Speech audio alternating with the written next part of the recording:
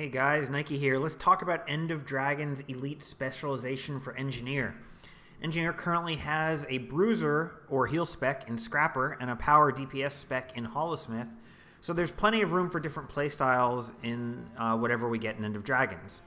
My best guess for weapons is Mace, and perhaps with another Mace in the offhand.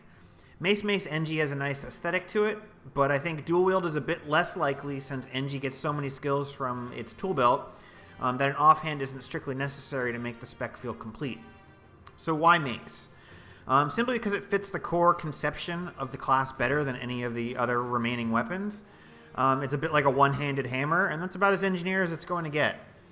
If ANET instead chooses to do underwater weapons as land weapons, it seems likely Engineer would get a Spear, because it already has a harpoon gun and Trident is a bit more magic-y feeling than Engineer.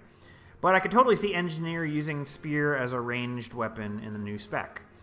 As far as playstyle goes, there are several different options, but clearly the most likely seems to me to be a Condi damage spec, with some sort of minor utility for the team.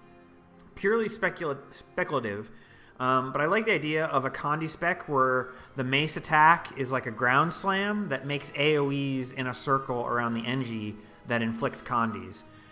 For whatever reason, I just like the feel and concept of slamming the ground with your Mace and inflicting big AoEs that put Condis on everything around you.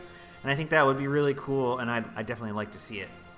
Alternatively, I could easily see a more support-oriented spec that leans harder into the alchemy side of Engineer's core concept.